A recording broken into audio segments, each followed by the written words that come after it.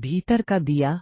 एक विशाल नगर में, जहां जीवन की हलचल कभी थमती नहीं थी और हर सुबह सवेरे गंगा की लहरें ताजगी से भर देती थीं, रामशरण नाम का एक व्यक्ति रहता था।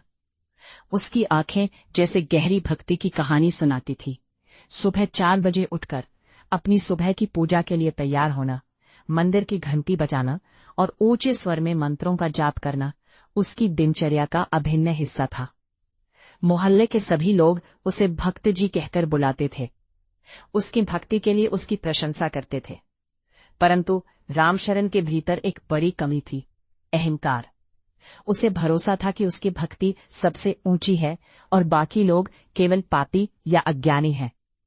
उसके घर के बगल में एक गरीब मजदूर रहता था, जिसका दिन भर मेहनत करते हुए पसीना बहता था। शाम को थकावट के मारे वो सो जाता। रामशरण अक्सर उसे टोकता, अरे ओ मूर्ख, कभी भगवान का नाम भी ले लिया कर, वरना नरक में जाएगा। इतनी पूजा पाठ के बाद भी रामशरण के घर में अशांति का माहौल रहता था।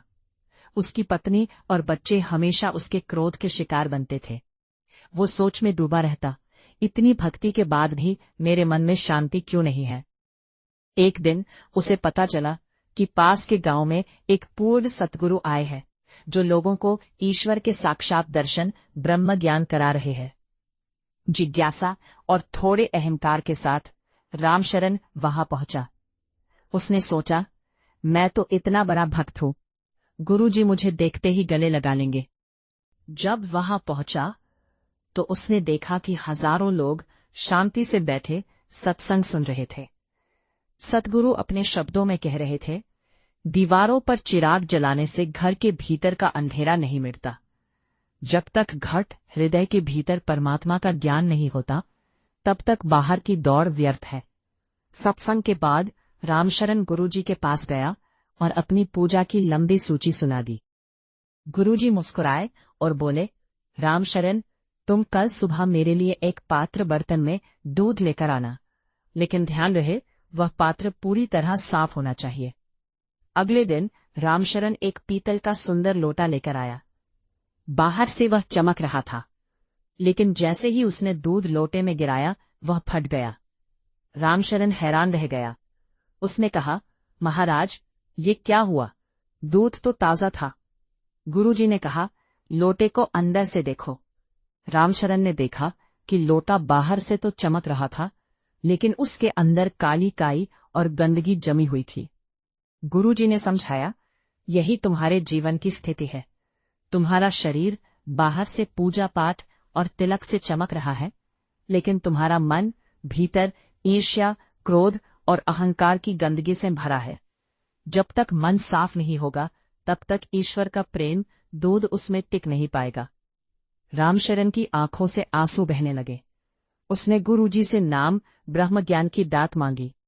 सतगुरु ने उसे समझाया कि यह निराकार परमात्मा, निरंकार, हर पल, हर जगह तुम्हारे अंग संग है। इसे मंदिर या पहाड़ों में ढूंढने की जरूरत नहीं, बस इसे पहचानना। ज्ञान प्राप्त करने के बाद रामशरण बदल गया। अब वह मंदिर की घंटी बजाने के बजाय सेवा, गरीबों की मदद में आनंद ढूंढने लगा। उसने उस मजदूर पड़ोसी के पास जाकर उससे माफी मांगी। उसने समझा कि सबे घट मेरा साइया, सूनी सेज न कोय। हर इंसान में ईश्वर बसता है। अब उसके घर में स्वर्ग जैसा माहौल था। रामशरण ने यह समझा लिया कि खुशहाल जीवन वह नहीं जहां बहुत सारी क्रियाएं हो, बल्कि वह है जहां निरंकार का सिमरन और सबके प्रति प्रेम हो। कहानी की मुख्य बातें: 1. ज्ञान और क्रिया।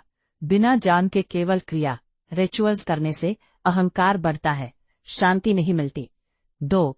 निरंकार अंग संग है। ईश्वर दूर नहीं, वह हमारे बिल्कुल पास, अंग संग है। 3. समता का भाव। किसी को छोटा ना समझे, क्योंकि हर इंसान में उसी प्रभु की। भीतर का दिया।